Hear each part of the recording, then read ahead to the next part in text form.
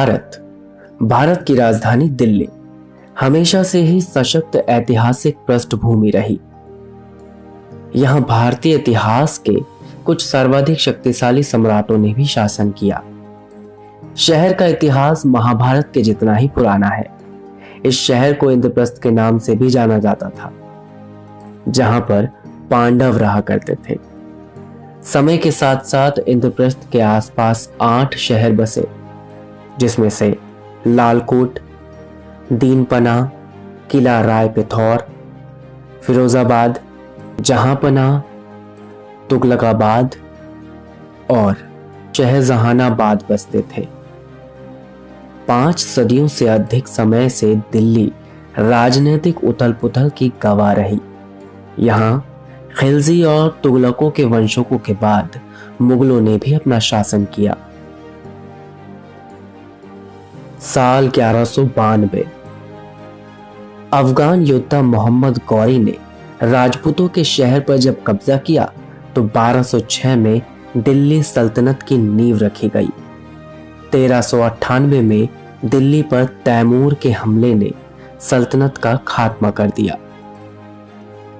लोधी, जो दिल्ली के अंतिम सुल्तान साबित हुए, उनके बाद बाबर ने सत्ता संभाली, जिसके बाद 1526 में हुई पानीपत की लड़ाई में मुगल साम्राज्य का आधिपत्य हो गया। आरंभिक मुगल शासकों ने आगरा को सबसे पहले अपनी राजधानी बनाया और दिल्ली में शाहजहां द्वारा पुरानी दिल्ली की दीवारों की नींव रखी गई। 1638 में पूरी तरह से दिल्ली को शासन गद्दी बना दिया गया।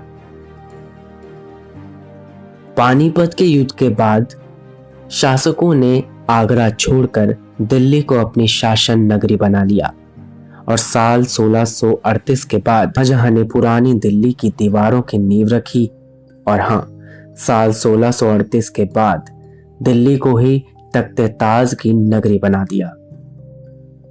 हिंदू राजाओं से लेकर मुस्लिम सुल्तानों तक दिल्ली का शासन एक शासक से दूसरे शासक के हाथ जाता रहा।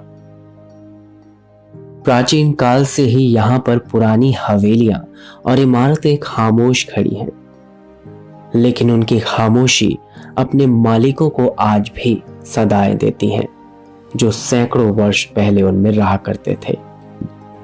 शहर पर जब अंग्रेजों का कब्जा हुआ तो 1911 में अंग्रेजों ने इसे कलकत्ता छोड़कर अपनी राजधानी बनाया। शहर एक बार फिर से शासकीय गतिविधियों का केंद्र बन गया। 1947 में स्वतंत्रता प्राप्ति के बाद नई दिल्ली को आधिकारिक तौर पर भारत की राजधानी घोषित कर दिया गया। दोस्तों, चलिए सफर है दिल्ली में आज हम आपको ले चलते हैं दिल्ली की जामा मस्जिद की ओर। यूं तो जामा मस्जिद कई मायनों में दूसरी मस्जिदों से बहुत अलग है। उसकी पहचान किसी की मोहताज नहीं। सदियों बाद भी यह अपनी आन बान और शान से मुगल सल्तनत की सुनहरे काल का गुणगान कर रही है। इसकी दीवारों में मुगलिया सल्तनत की स्थापत्य कला रची बसी हुई है। यह इतनी बड़ी है कि एक साथ यहाँ पर तकरीबन 25,000 लोग नमाज अदा कर सकते हैं। कहते हैं कि एक बादशाह ने सपना देखा अल्लाह का सबसे ऊंचा दरबार बनाने का, और उस सपने की ताबीर बनी दिल्ली की जामा मस्जिद। सपना एक ऐसी मस्जिद का जिसमें इबादतगाह ऐसी हो कि देखकर अपने आप मन में खुदा की बंदगी करने का भाव जाग उठे। यही नहीं, शाहजहां चाहते थे कि खुदा का दरबार उनके दरबार से ऊंचा हो, इतना ऊंचा कि खुदा के घर का फर्श उनके तख्तो ताज से भी ऊंचा हो। इसके लिए उनको लाल किले के सामने वाली एक जगह की तलाश थी। उसकी तलाश पूरी हुई लाल किले के ठीक सामने स्थित भोजला नाम की पहाड़ी पर। इस छोटी सी पहाड़ी को मस्जिद बनाने के लिए चुना गया। यह शाहजहां के दरबार के ठीक सामने थी। साल 6 अक्टूबर 1650 मस्जिद को बनाने का कार्य शुरू कर दिया गया। मस्जिद का फ्लोर प्लान आगरा में स्थित जामा मस्जिद की तर्ज पर बनाया गया, बस यह उससे काफी बड़ा था। लगभग 80 मीटर लंबी और 27 मीटर चौड़ी यह मस्जिद 6 सालों तक 5000 मजदूरों ने दिन रात इसे बनाया और इसको तराशा। इसके एक एक पत्थर में जान डाली, इसके हर गुंबद को चमकाया। इस मस्जिद में 3 गुंबद बनाए गए। इसके फर्श को काले और सफेद अलंकृत संगमरमर द्वारा बनाया गया, जिसको देखा जाए तो यह देखने में मुगलों की इबादत चटाई की तरह लगे। इसके अलावा मस्जिद के फर्श पर इबादत करने वालों के लिए चौड़ी ब्लैक बॉर्डर भी बनाई गई।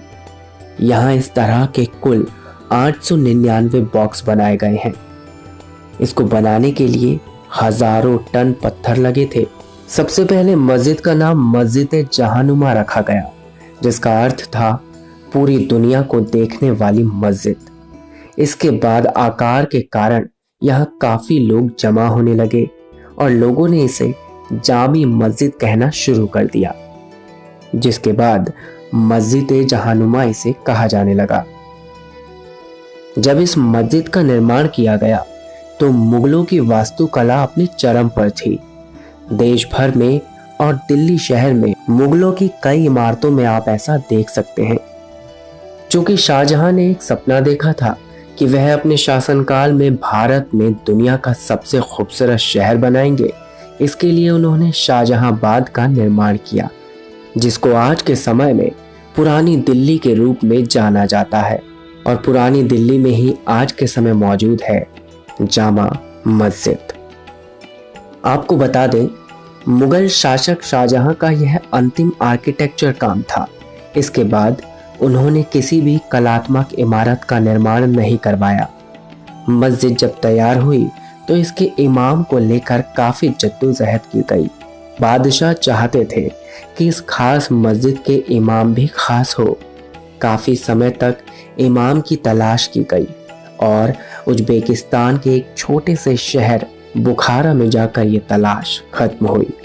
इमाम के लिए यहाँ से एक नाम सामने आया और वो नाम था सैयद अब्दुल गफूर शाह। अब्दुल गफूर शाह की इमामी में 24 जुलाई 1656 में जामा मस्जिद में पहली बार नमाज अदा की गई। इस दिन दिल्ली की आवाम के साथ शाहजहां और उनके सभी दरबारियों ने पहली बार जामा मस्जिद में नमाज अदा की थी। मुगल बादशाह ने इमाम अब्दुल गफूर को इमाम सुल्तान की पदवी दी। इसके बाद उनका खानदान ही इस मस्जिद की इमामत करता है और सैयद अब्दुल गफूर शाह बुखारा से इन्हें जाना जाता रहा।